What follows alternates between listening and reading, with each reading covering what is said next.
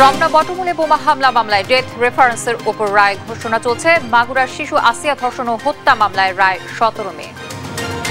নিবন্ধন ফেরাতে জামায়াতের আপিলের পরবর্তী শুনানি কাল। আদালতের সিদ্ধান্তে এমন ঘটনা ইতিহাসে প্রথম, মন্তব্য প্রধান বিচারপতির। আইএমএফ এর শর্ত মানতে এনবিআর বিলুপ্ত, রাজস্ব আদায়ে সমস্যা হবে না, মন্তব্য অর্থ উপদেষ্টার। ধার দেনা করে হবে না বড় বাজেট। বড় সংস্কারে গেলে নির্বাচন বাধাগ্রস্ত হতে পারে বলছে সিপিবি। ঐক্যমতে পৌঁছতে এই কাজ করছে কমিশন, জানালেন আলী রিয়াজ। দ্রুততম সময়ে বিচার শেষ করে আওয়ামী লীগ নিষিদ্ধের দাবি। জুলাই ঐক্যের 14 দল ও জাতীয় পার্টিকে বিচারের আওতায় আনার দাবি। দেশকে ভারতের কলোনি করেছিল হাসিনা সরকার, বললেন হাফিজ। আধিপত্যবাদের বিরুদ্ধে আর সোচ্চার নয় বামপন্থীরা, মন্তব্য রিজভীর। এবং মধ্যপ্রাচ্য সফরের অংশ হিসেবে সৌদি আরবের প্রেসিডেন্ট ট্রাম্প স্বাগত জানালেন যুবরাজ সালমান। প্রাধান্য পাবে গাজা সহ একাধিক ইস্যু। দর্শক, আমন্ত্রণ সংবাদ দুপুরে শুনছিলেন শিরোনামগুলো, সঙ্গে থাকছে আমি তানজিয়া জুথি। দুই যুগ আগে রমনা বটমূলে পয়লা বৈশাখের অনুষ্ঠানে বোমা হামলার ঘটনায় হত্যা মামলায় আসামিদের ডেথ রেফারেন্সের রায় ঘোষণা চলছে। হাইকোর্টের বিচারপতি মোস্তফা জামান ইসলাম ও বিচারপতি নাসরিন আক্তারের হাইকোর্ট বেঞ্চ দ্বিতীয় দিনের মতো রায় ঘোষণা করছেন। এর আগে গেল বৃহস্পতিবার মামলার সাক্ষ্য জেরা সহ আংশিক রায় পাঠ করেন আদালত। 2014 সালে আসামিদের ডেথ রেফারেন্স অনুমোদনের জন্য হাইকোর্টে আসে। অন্যদিকে কারাগারে থাকা দণ্ডিত আসামিরা জেল আপিল ও নিয়মিত আপিল করেন। 2001 সালের 14 এপ্রিল রমনা বটমূলে এ হামলায় 10 জন নিহত হয়।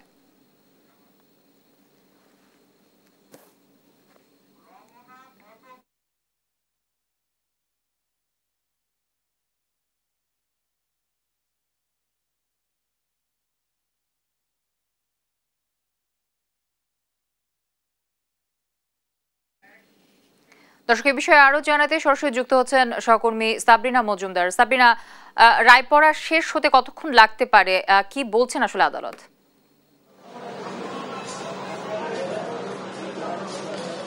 যুথি 2004 সালের পহেলা বৈশাখে যে ঘটনাটি ঘটেছিল রমনা বটমূলে, যে বোমা হামলাটি কিন্তু অনেক বড় ধরনের একটি বোমা হামলা হয়েছিল এবং সেখানে কিন্তু 9 জন ঘটনাস্থলেই নিহত হয়েছিলেন এবং একজন হচ্ছে হাসপাতালে নিহত হয়েছেন এবং পরবর্তীতে কিন্তু জানা যায় যে অনেকেই আহত হয়েছিলেন ওখানে। তো সেই প্রেক্ষিতে হচ্ছে 2014 সালে 23 জুন হচ্ছে বিচারিক আদালত যে রায় দেন, এরপরে হচ্ছে 8 জনকে মৃত্যুদণ্ডাদেশের জন্য রায় দেন এবং 6 জনকে যাবজ্জীবন কারাদণ্ড দিয়ে হচ্ছে বিচারিক আদালত রায় দিয়েছিলেন। এবং পরবর্তীতে এই যে যাবজ্জীবন কারাদণ্ডে যারা হচ্ছে যে আসামিরা ছিলেন তারা কিন্তু জেল আপিলের জন্য, এই মামলাটি যখন হাইকোর্টে আসে তখন কিন্তু তারা জেল আপিলের জন্য আবেদন করে এবং পরবর্তীতে 5ই আগস্ট যখন দেশের প্রেক্ষাপট পরিবর্তন হয়, এই মামলাটি কিন্তু শুনানির জন্য হাইকোর্টে না আসে নাই এর 5ই আগস্টের আগে, কিন্তু 5ই আগস্টের পর 18ই ফেব্রুয়ারি হচ্ছে এই মামলাটি হচ্ছে হাইকোর্টে আসে এবং কার্যতালিকায় আসে। আসার পর হচ্ছে হাইকোর্ট হচ্ছে এটাকে অপেক্ষমান রাখে এবং পরবর্তীতে 30 এপ্রিল হচ্ছে এই মামলা রায়ের জন্য হচ্ছে দিন ধার্য করে দেওয়া হয়। সেটি ছিল বৃহস্পতিবারে হচ্ছে এই মামলার রায় ঘোষণা শুরু করেন আদালত এবং রায় পড়েছিলেন সেদিন আদালতে হচ্ছে রায়ে হচ্ছে যে সাক্ষী যারা আছেন তাদের বক্তব্য, এজাহার এবং অভিযোগ সেটি হচ্ছে পড়া হয় এবং পরবর্তীতে আদালত সেই সিদ্ধান্ত নেয় যে হচ্ছে এই রায়টি আজকে ঘোষণা করা হবে। এবং সেদিন আমরা আসামি পক্ষের আইনজীবী শিশির মনির এবং SM শাহজাহানের সাথে কথা বলেছিলাম। তারা বলেছেন যে এই আসামিদের হচ্ছে তারা প্রত্যাশা করছেন যে আসামিরা সবাই হচ্ছে খালাস পাবেন। আমি যদি আরেকটি তথ্য যদি জানিয়ে দিতে চাই যে এখানে যে মৃত্যুদণ্ডাদেশ যাদেরকে দেওয়া হয়েছিল সেখানের মধ্যে হচ্ছে মুফতি হান্নান যিনি ছিলেন তিনি কিন্তু অন্য মামলায় হচ্ছে মৃত্যুদণ্ডে দণ্ডিত হয়েছেন এবং যাবজ্জীবন কারাদণ্ডে হচ্ছে ইয়াহিয়া এবং হচ্ছে আব্দুর রৌফ যিনি ছিলেন, মাওলানা ইয়াহিয়া এবং মাওলানা আব্দুর রৌফ, তারা দুজন হচ্ছেন মারা গিয়েছেন। অর্থাৎ আজকে 11 জনের ভাগ্য নির্ধারণ হবে আজকের রায়ে যে তারা খালাস পাবেন কিনা। আসামি পক্ষের আইনজীবীরা কিন্তু বারবারই বলছেন যে এখানে কিন্তু যে আসামিরা আছেন তাদেরকে কিন্তু কোনো ধরনের সাক্ষ্য প্রমাণ নেই তাদের বিরুদ্ধে, তো তারা আশা করছেন আজকে খালাস পাবেন। আমরা এখন হচ্ছে রায় ঘোষণা শুরু হয়ে গিয়েছে, তো এখন আমরা অপেক্ষা করছি কখন হচ্ছে রায় পড়া শেষ শেষ হবে এবং রায় পড়া শেষ হয়ে কখন রায় দিবেন। তো এখন পর্যন্ত আমরা রায় পড়া শুনবো একটু পরে। তো এই ছিল সর্বশেষ খবর হাইকোর্ট থেকে, রমনা বটমূলের সর্বশেষ খবর। হাইকোর্ট প্রাঙ্গণ থেকে যুক্ত ছিলেন আমাদের সহকর্মী সাবরিনা মজুমদার। আগামী 17 মে মাগুরায় শিশু আসিয়া ধর্ষণ ও হত্যা মামলার রায় ঘোষণা হবে। মঙ্গলবার যুক্তিতর্ক উপস্থাপন শেষে মাগুরার নারী ও শিশু নির্যাতন দমন ট্রাইব্যুনালের বিচারক এম জাহিদ হাসান রায়ের এই দিন ধার্য করেন। রায়ে আসামিদের সর্বোচ্চ শাস্তি প্রত্যাশা করছেন রাষ্ট্রপক্ষের আইনজীবী। সহকর্মী পঙ্কজ রায়ের তথ্য ও ছবিতে জানাচ্ছেন আপন অপু। মাগুরার শিশু আসিয়া ধর্ষণ ও হত্যা মামলার রায় ঘোষণা করা হবে 17 মে। 2 দিনের যুক্তিতর্ক উপস্থাপন শেষে রায়ের এই দিন ধার্য করেন মাগুরার নারী ও শিশু নির্যাতন দমন ট্রাইব্যুনালের বিচারক এম জাহিদ হাসান। বিশেষ পাবলিক প্রসিকিউটর জানিয়েছেন, যুক্তিতর্ক উপস্থাপনে প্রধান আসামি হিটু শেখ সহ সবার বিরুদ্ধে অভিযোগ সম্পূর্ণভাবে প্রমাণ করতে সক্ষম হয়েছে রাষ্ট্রপক্ষ। আসামিদের সর্বোচ্চ শাস্তি দাবি করেন তিনি। আমরা আসামিদের বিরুদ্ধে অভিযোগ প্রমাণ করতে সম্পূর্ণরূপে সক্ষম হয়েছে। আমরা আশা করছি যে রাষ্ট্রপক্ষ এই মামলায় আমরা ন্যায় বিচার পাব। প্রধান অভিযুক্ত হিটু শেখের ফাঁসি সহ অন্য আসামিদের দৃষ্টান্তমূলক শাস্তি দাবি করেন আসিয়ার মা। এর আগে জেলা কারাগার থেকে আসামিদের আদালতে আনা হয়। এই মামলায় বাদী সহ 29 জনের সাক্ষ্য নেওয়া হয়েছে। নিউজ ডেস্ক, দেশ টিভি। দুর্নীতি মামলায় 3 বিষয়ের সাজার বিরুদ্ধে হাইকোর্টে আপিল করেছেন তারেক রহমানের স্ত্রী ডাক্তার জুবাইদা রহমান। আপিলের জন্য ডাক্তার জুবাইদাকে 587 দিনের বিলম্ব মার্জনা করেছেন হাইকোর্ট। মঙ্গলবার বিচারপতি খসরুজ্জামানের একক বেঞ্চে এ আবেদন করা হয় বলে জানিয়েছেন তার আইনজীবী ব্যারিস্টার কায়সার কামাল। এর আগে 2023 সালের অগস্টে জ্ঞাত আয়ের বহির্ভূত সম্পদ অর্জনের মামলায় বিএনপির ভারপ্রাপ্ত চেয়ারম্যান তারেক রহমানকে 9 বছর এবং তার স্ত্রী ডাক্তার জুবাইদা রহমানকে 3 বছর কারাদণ্ড দিয়েছিলেন আদালত। জ্ঞাত আয় বহির্ভূত সম্পদ অর্জনের অভিযোগে 2007 সালের 26 সেপ্টেম্বর রাজধানীর কাফরুল থানায় এ মামলা করে দুদক।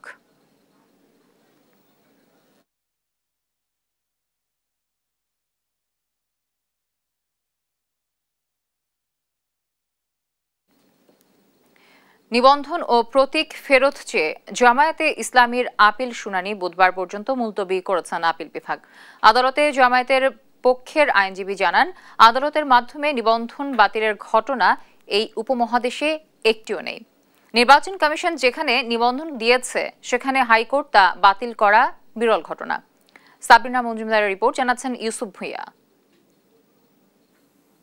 গত 7 মে রাজনৈতিক দল হিসেবে জামায়াতে ইসলামীর বাতিল হওয়া নিবন্ধন ও প্রতীক ফিরে পেতে আপিল শুনানির জন্য আজ মঙ্গলবার দিন ধার্য করেছিলেন আপিল বিভাগ।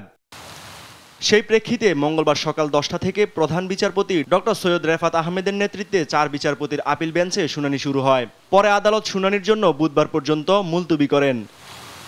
শুনানির এক পর্যায়ে ইতিহাসে এটাই প্রথম যেখানে রাজনৈতিক দলের নিবন্ধন বাতিল করা হয়েছে। হাইকোর্টের রায়ে এমন মন্তব্য করেন প্রধান বিচারপতি। জবাবে জামায়াতের পক্ষের আইনজীবী জানান, আদালত কর্তৃক নিবন্ধন বাতিল এই উপমহাদেশে একটিও নেই। আদালত কর্তৃক রাজনৈতিক দলের রেজিস্ট্রেশন বাতিলের নজির এই ভারতীয় উপমহাদেশে আর দ্বিতীয়টি নেই, এইটি প্রথম। এবং জামাত ইসলামীর রেজিস্ট্রেশনকে বাতিল করা হয়েছে, ইলেকশন কমিশন বাতিল করেনি।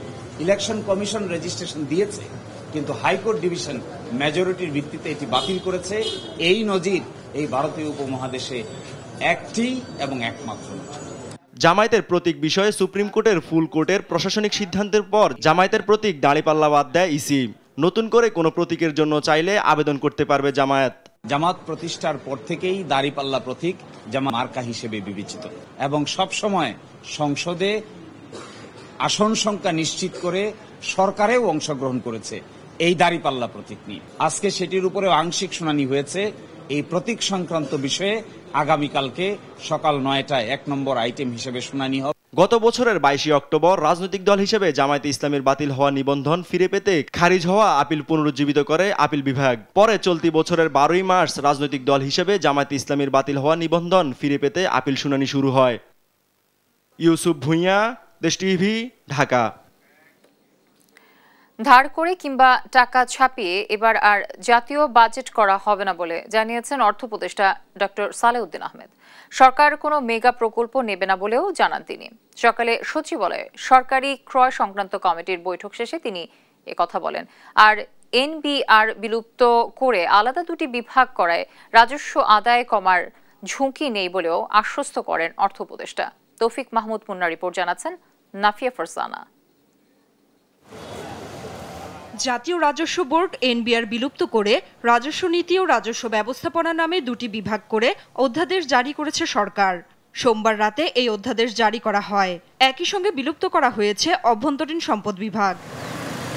মঙ্গলবার সকালে সচিবালয়ে সরকারি ক্রয় সংক্রান্ত কমিটির বৈঠক অনুষ্ঠিত হয়। অর্থ উপদেষ্টা সহ বৈঠকে অন্যান্য উপদেষ্টারা উপস্থিত ছিলেন। বৈঠক শেষে গণমাধ্যমে কথা বলেন উপদেষ্টা। জানান এনবিআর বিলুপ্ত হলেও রাজস্ব আদায়ে কোনো ঘাটতি হবে না। এবছর রাজস্ব আরও বাড়বে বলে আশা প্রকাশ করেন তিনি। রাজস্ব আদায়ে কোনো প্রভাব না হওয়ার আমরা এই পর্যন্ত যেটা অলরেডি কিন্তু রাজস্ব আদায় গতবারের তুলনায় 2% কিন্তু বেশি হয়েছে। খুব হতাশাব্যঞ্জক না, আমি আরো এক্সপেক্ট করছি অ্যাটলিস্ট গতবারের চেয়ে কম তো হবে না, যে বলে 2%। এবার ধার করে কিংবা টাকা ছাপিয়ে ফুলিয়ে ফাঁপিয়ে বাজেট করা হবে না বলেও জানান অর্থ উপদেষ্টা। ব্যাংক থেকে বড়োইং করে বিরাট তারপর টাকা ছাপিয়ে আমরা এগুলো বাজেটটা বাস্তবায়ন করব। কিছুটা তো ডেফিসিট থাকবে, সেটা পূরণ করবে। আমি তো নেগোসিয়েট করছি আমরা IMF-এর সাথে, ওয়ার্ল্ড ব্যাংকের সাথে প্রজেক্টের ব্যাপারে, সেটা মোটামুটি এখন সাকসেসফুল। অর্থ উপদেষ্টা বলেন, এবার কোনো মেগা প্রকল্প গ্রহণ করবে না অন্তর্বর্তী সরকার। বড় বড় মেগা প্রজেক্টে ধার করে ডেফিসিট দিয়ে এগুলি করব না। নাফিয়া ফারজানা, দেশ টিভি, ঢাকা। অন্তর্বর্তী সরকার রুটিন কাজের বাইরে কাজ করতে গেলে কিছু সংকটে পড়তে পারে। এতে নির্বাচন বাধাগ্রস্ত হতে পারে। তাই নির্বাচন কেন্দ্রিক সংস্কার দ্রুত শেষ করে ভোট আয়োজনের দিকে যাওয়ার আহ্বান জানিয়েছেন সিপিবি সাধারণ সম্পাদক রুহিন হোসেন প্রিন্স। মঙ্গলবার জাতীয় সংসদের এলডি হলে জাতীয় ঐক্যমত্যের কমিশনের সঙ্গে সংলাপের সূচনা বক্তব্যে একথা বলেন তিনি। আর কমিশনের সহসভাপতি ডক্টর আলী রিয়াজ বলেন, জুলাই অভ্যুত্থানে মানুষের সংস্কারের যে আকাঙ্ক্ষা তৈরি হয়েছে তা বাস্তবায়নে কাজ করছে সরকার। সর্বোচ্চ বিষয়ে ঐক্যমত্যে পৌঁছতে সব রাজনৈতিক দলের সঙ্গে কথা বলছেন ঐক্যমত্য কমিশন।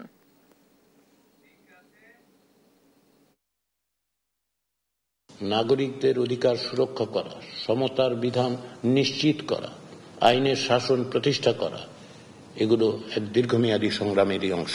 বিভিন্ন বিষয়ে ভিন্নমত থাকলেও আমরা অনেক বিষয়ে একমত হতে পারবো এবং অগ্রসর হতে পারবো। অন্তর্বর্তীকালীন সরকার রুটিন কাজের বাইরে যদি অনেক বড় কাজে হাত দিয়ে দেয়, তাহলে তার জন্য এটা কঠিন হয়ে যাবে।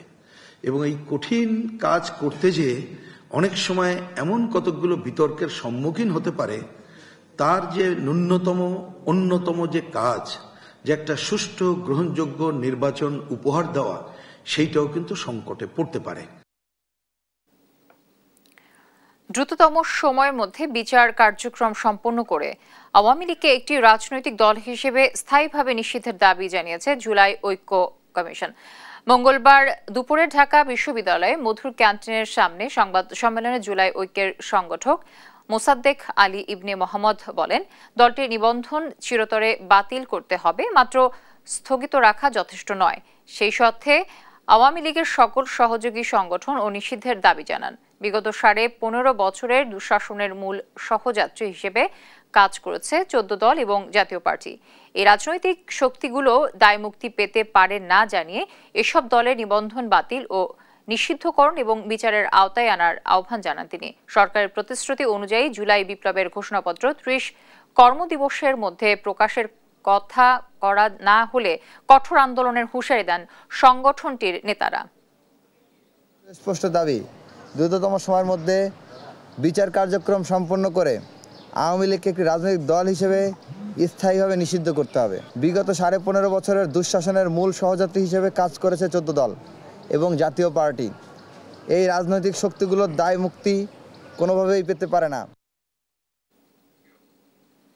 অ্যামেচার সরকার বাঁধ দিয়ে নির্বাচিত সরকার দরকার বলে মন্তব্য করেন বিএনপির স্থায়ী কমিটির সদস্য মেজর হাফিজ উদ্দিন আহমেদ। আর দলটির যুগ্ম মহাসচিব রুহুল কবির রিজভী বলেন, হাসিনা সরকার বাংলাদেশকে একটি ভারতের কলোনিতে পরিণত করেছিল।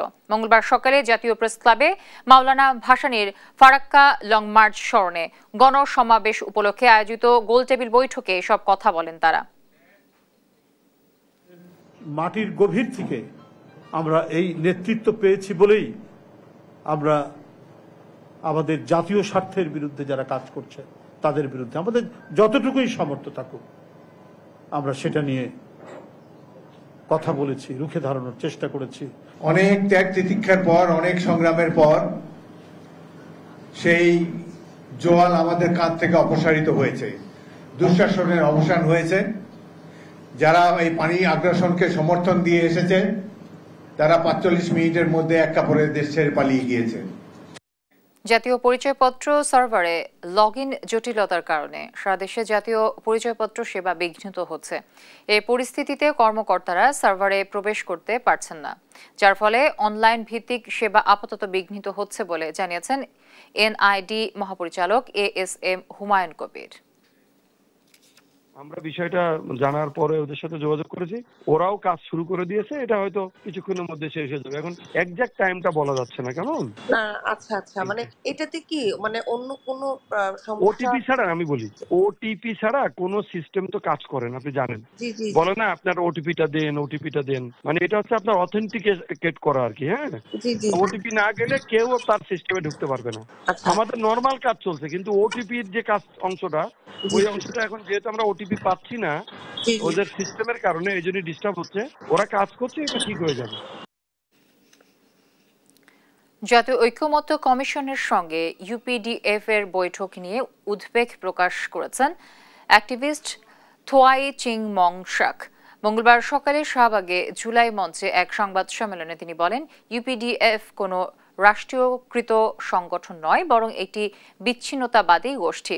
পার্বত্য চট্টগ্রামের সমস্যাকে জাতীয় সমস্যা উল্লেখ করে বলেন, এর সমাধানে সব জাতি গোষ্ঠীর অংশগ্রহণ জরুরি। এ সময় একক কোনো সংগঠনের সঙ্গে বৈঠক করে সমাধান আসবে না বলেও দাবি করেন তিনি। একই সঙ্গে ইউপিডিএফ সহ সব বিচ্ছিন্নতাবাদী গোষ্ঠীকে অপসারণ সহ পাহাড়ে চাঁদাবাজি ও সন্ত্রাস রোধে রাষ্ট্রীয় পদক্ষেপ নেয়ার দাবি জানান এই অ্যাক্টিভিস্ট। পার্বত্য চট্টগ্রামের সমস্যা বাংলাদেশের সমস্যা, এই সমস্যা জাতীয় সমস্যা। এই সমস্যা সমাধানের জন্য সমগ্র জাতিকে ঐক্যবদ্ধ হয়ে এগিয়ে আসতে হবে। পার্বত্য চট্টগ্রামকে বাংলাদেশের ভূখণ্ড হিসেবে যারা দেখতে চায় না, সেই সকল দল, জাতি ও ব্যক্তির ব্যাপারে সজাগ হতে হবে। মানিকগঞ্জ ২ আসনের সাবেক সংসদ সদস্য ও সঙ্গীত শিল্পী মমতাজ বেগমকে ৭ দিনের রিমান্ডে চেয়েছে পুলিশ। দুপুরে তাকে ঢাকার সিএমএম আদালতে হাজির করে রিমান্ড আবেদন করে রাষ্ট্রপক্ষ। এর আগে সোমবার রাত ১২টার দিকে রাজধানীর ধানমন্ডি স্টার কাবাবের পেছনে একটি বাসা থেকে তাকে গ্রেফতার করে গোয়েন্দা পুলিশ। বৈষম্য বিরোধী ছাত্র আন্দোলনের ঘটনায় মমতাজ বেগমের বিরুদ্ধে বেশ কয়েকটি হত্যা মামলা রয়েছে। এর আগে ২০০৯ সালে নবম জাতীয় সংসদের সংরক্ষিত মহিলা আসনে সংসদ সদস্য মনোনীত হন মমতাজ বেগম। সর্বশেষ দ্বাদশ জাতীয় সংসদ নির্বাচনে মানিকগঞ্জ ২ আসন থেকেও লড়েন তিনি।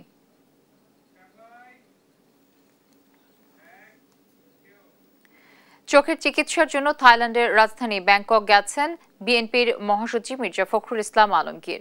সোমবার রাত 2:45টায় থাই এয়ারওয়েজের একটি ফ্লাইটে স্ত্রীসহ ঢাকা ত্যাগ করেন তিনি। বিএনপির মিডিয়া সেলের সদস্য শাইরুল কবির খান বিষয়টি নিশ্চিত করেছেন। জানান, ব্যাংককে রুটনিন আই হাসপাতালে চিকিৎসা নেবেন তিনি। 11 মে ঢাকার ইউনাইটেড হাসপাতালে চেক আপের পর চিকিৎসকের পরামর্শে বিদেশে যাওয়ার সিদ্ধান্ত নেন মির্জা ফখরুল। ৩৫০ কোটি টাকার অনিয়ম এবং ১০২ কোটি টাকার রাজস্ব ফাঁকির অভিযোগে সান্তা মারিয়াম ইউনিভার্সিটির বিরুদ্ধে অনুসন্ধানে নেমেছে দুদক। সংস্থাটির উপ সহকারী পরিচালক মিনু আক্তার সুমি এই অভিযোগের আদ্যোপান্ত খুঁজে দেখছে। ইতোমধ্যে বিশ্ববিদ্যালয়ের আয় ব্যয়ের সব নথিপত্র তলব করে উপাচার্য বরাবর চিঠি পাঠিয়েছে দুদক। সংস্থাটির অভিযোগে বলা হয়, সান্তামারিয়াম ইউনিভার্সিটির কর্তৃপক্ষ বিশ্ববিদ্যালয়ের বিধিমালা লঙ্ঘন করে নিজস্ব আয়ের 343 কোটি 60 লাখ টাকা সান্তামারিয়াম ফাউন্ডেশনে হস্তান্তর করা হয়। সেই সঙ্গে প্রতিষ্ঠা লগ্ন থেকে প্রায় 102 কোটি টাকা রাজস্ব ফাঁকি দিয়েছে।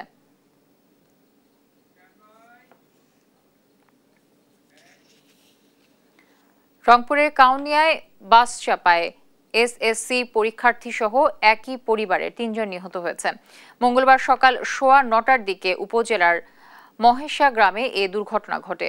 সকালে আশরাফ তার স্ত্রী, ছেলে ও এসএসসি পরীক্ষার্থী ভাতিজি স্নেহাকে নিয়ে মোটরসাইকেলে কাউনিয়া মোফাজ্জল হোসেন সরকারি উচ্চ বিদ্যালয় পরীক্ষা কেন্দ্রে যাচ্ছিলেন। এ সময় বিপরীত দিক থেকে আসা একটি বাস মোটরসাইকেলটিকে ধাক্কা দেয়। এতে ঘটনাস্থলেই রুবিনা বেগম, তার ছেলে রহমত আলী ও ভাতিজি স্নেহা প্রাণ হারান। আহত হন আশরাফ। কাউনিয়া থানার ওসি আব্দুল লতিফ জানান, বাস চালককে গ্রেফতারের চেষ্টা চলছে।